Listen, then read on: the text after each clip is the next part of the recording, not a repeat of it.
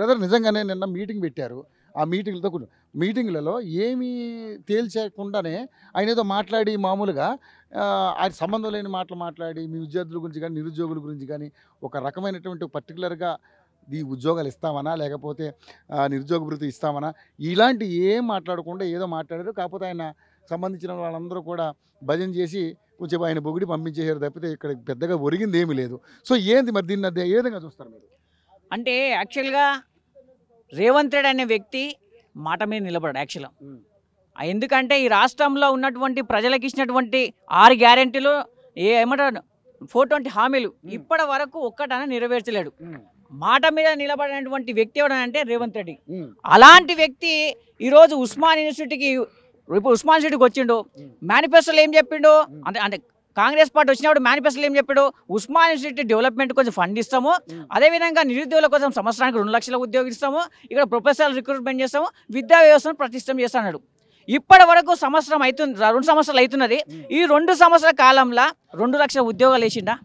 ఆయన వేసిన ఉద్యోగాలు 5,000.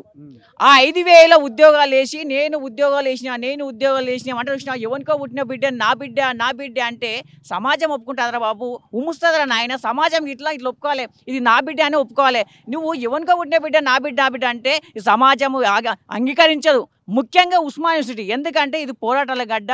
ఉస్మాన్ యూనివర్సిటీ అంటే ఒక తెలంగాణ ఉద్యమాన్ని, తెలంగాణ రాష్ట్రాన్ని తీసుకొచ్చినటువంటి గడ్డ అయినటువంటి ఉస్మాన్ యూనివర్సిటీ గడ్డ. ఈడొచ్చి మాయమాటలు చెప్పి ఏదో నేను ప్రగల్భాలు ఉస్మాన్ యూనివర్సిటీ డెవలప్మెంట్ చేస్తా. అరే నీ ప్రసంగంలో నువ్వు వచ్చిన ప్రసంగంలో ఒక్క ఉద్యోగ నోటిఫికేషన్ మాట్లాడినావా? ఒక్క మాట జాబ్ కల గురించి ఒక్క మాట మాట్లాడినావా? అదే ఫీజు రింబర్స్మెంట్ గురించి ఒక్క మాట మాట్లాడినావా?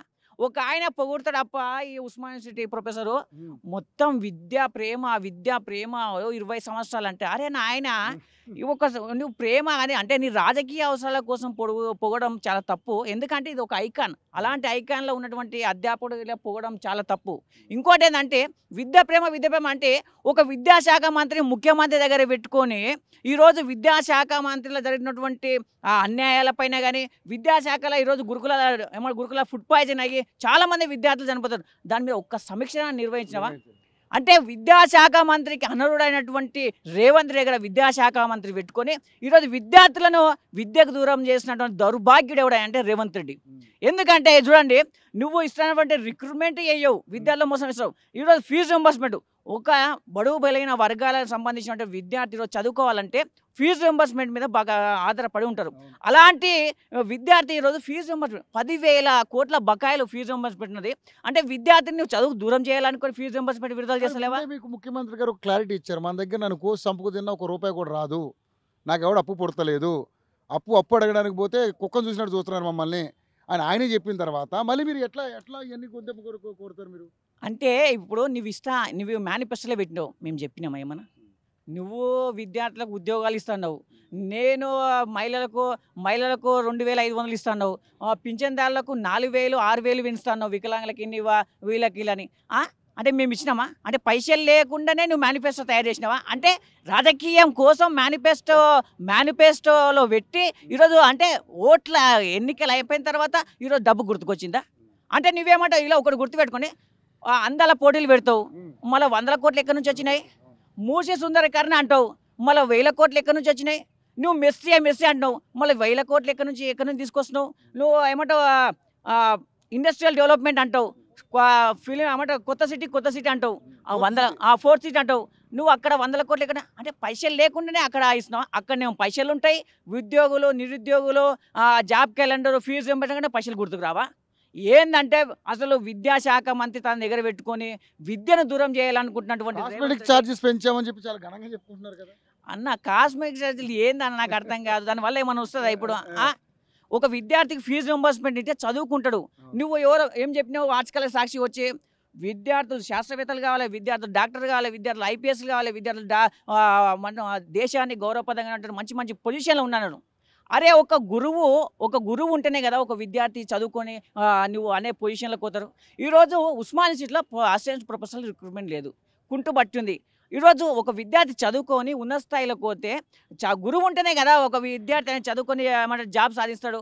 అదేవిధంగా ఈరోజు ఫీజు రింబర్స్ బకాయిలు ఉంటేనే కదా. ఇప్పుడు నేను డాక్టర్ చదవాలనుకున్నాను, ఫీజు రింబర్స్ బకాయిలు ఉంటేనే ఈరోజు నేను డాక్టర్ చదువుతా, నేను ఇంజనీరింగ్ చదవాలనుకున్నావు, ఫీజు మరి బకాయిలు ఇస్తేనే నేను ఇంజనీరింగ్ చదువుతా. నువ్వు ఫీజు మరి బకాయిలు ఇవ్వవు, అధ్యాపకుల రిక్రూట్మెంట్ చేయవు, ఈరోజు ఐపీఎస్ గ్రూప్ 1 గ్రూప్ 2 పోస్టుల మీ నియామకాలు అంటే అరే నువ్వు ఆ పోస్టులే వేస్తలేవు, నోటిఫికేషన్లు వేస్తలేవు, మేము ఎట్లా ఫిలప్ కావాలి అంటే మాయ మాటలు చెప్పనీకి వచ్చినావా? ఇది ఉస్మానియా యూనివర్సిటీలో గత 10 ఏళ్ళు మాయ మాటలు చెప్పి మోసపోయారు మాయ మాటలకి. ఇప్పుడు కొత్త ప్రభుత్వం వచ్చిన తర్వాత ఈ కాంగ్రెస్ ప్రభుత్వంలో కూడా మోసపోతున్నారా? ఏ విధంగా మోసపోతున్నారు? రేవంత్ రెడ్డి అనే వ్యక్తి ఈరోజు నిరుద్యోగుల యొక్క రక్త మాంసాల మీద గెలిచిండు. వాని ఇమేజ్ కోసం, వాని ఇమేజ్ పోతే కాంగ్రెస్ పార్టీ ఏమో తీసుకొస్తుందో ఏమో సాధన కాదు. నిరుద్యోగులు ఈరోజు గెలిపించారు ఆయన. నిరుద్యోగులకు రక్త మాంసాల మీద గెలిచినటువంటి రేవంత్ రెడ్డి ఈరోజు నిరుద్యోగులను మోసం చేస్తున్నాడు. నువ్వు 2 సంవత్సరాలు అవుతుంది, ఒక్క నోటిఫికేషన్ గురించి నువ్వు మాట్లాడవా? నువ్వేమన్నా జాబ్ క్యాలెండర్ అన్నావు, సంవత్సరం అయితే జాబ్ క్యాలెండర్ వచ్చి జాబ్ క్యాలెండర్ ప్రథమ వర్ధంతి అయిపోయింది. ప్రథమ వర్ధంతి ఆల్రెడీ ఆర్టిస్ట్ కాస్ట్లో ఉస్మానియాలో ప్రథమ వర్ధంతి చేసుకోరు. నువ్వు జాబ్ క్యాలెండర్ గురించి ఒక్క మాట ఇప్పుడు అమలు అయిందా? ఒక్క నోటిఫికేషన్ జాబ్ క్యాలెండర్ నుంచి ఒక్కటైనా విడుదల చేసిందా? అంటే నిరుద్యోగులు ఓన్లీ ఎలక్షన్ల కోసం, ఓట్ల కోసం గెలిచిన తర్వాత అంటే గెలిచే వారికి మాత్రం నిరుద్యోగం గుర్తుకొస్తారు, గెలిచిన తర్వాత నిరుద్యోగం గుర్తుకురారా? బిడ్డ గుర్తు పెట్టుకో. ఈరోజు ఉస్మానియా సాక్షిగా ఏ విధంగా అయితే నిరుద్యోగులు నిన్ను తరిమినరో, రేపు భవిష్యత్తులో కూడా ప్రతి ఎలక్షన్ల నిరుద్యోగులు ఏకమై నీ కాంగ్రెస్ పార్టీని బొంద పెడతానని నేను ఉస్మానియా విద్యార్థి డిమాండ్ చేస్తున్నా, తెలియజేస్తున్నా.